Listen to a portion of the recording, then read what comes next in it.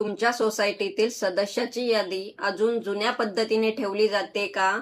तर सावध व्हा. 2026च्या MCS अमेंडमेंट्स रूलनुसार आता प्रत्येक सोसायटीला सदस्याची यादी एका विहित नमुन्यातच ठेवावी लागणार आहे. नमस्कार मंडळी, कसे आहात?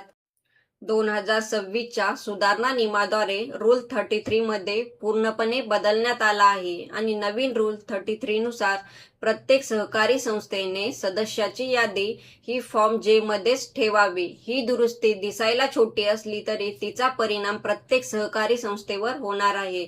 याचा अर्थ काय? तर आता सदस्याची नोंदणी कोणत्याही रजिस्टरमध्ये किंवा स्वतःच्या स्वरूपामध्ये ठेवणे पुरेसे नाही. प्रत्येक संस्थेला फॉर्म जे या शासनाने विहित केलेल्या नमुन्यातच सदस्याची पूर्णपणे माहिती ठेवणे अद्ययावत आहे.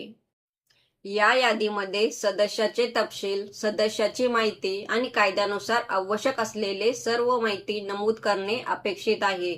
ही यादी केवळ रेकॉर्ड नसून सदस्याची पडताळणी, निवडणुका, सभांची नोटीस, हस्तांतरण, वारसा नोंदणी तसेच कायदेशीर वादामध्येही अत्यंत महत्त्वाचा पुरावा आहे.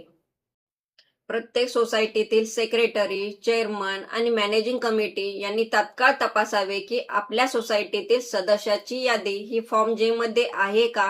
जर नसेल तर ती नवीन नियमानुसार अद्ययावत करणे आवश्यक आहे. यामुळे भविष्यातील वाद, सदस्यावरील आक्षेप आणि निवडणुकातील अडचणी टाळता येतील. 2026च्या MCS अमेंडमेंट्स रूल्समध्ये अशा अनेक महत्त्वाच्या दुरुस्त्या करण्यात आल्या आहेत, ज्या प्रत्येक सहकारी गृहनिर्माण संस्थेच्या पदाधिकाऱ्यांनी किंवा सदस्यांनी जाणून घेणे अत्यावश्यक आहे. हा आपल्या सिरीजमधील 8वा टॉपिक आहे. पुढील व्हिडिओमध्ये आपण अजून नवीन रूल्स समजून घेणार आहोत. त्यामुळे आत्ताच आल्दरान असोसिएटला फॉलो करा.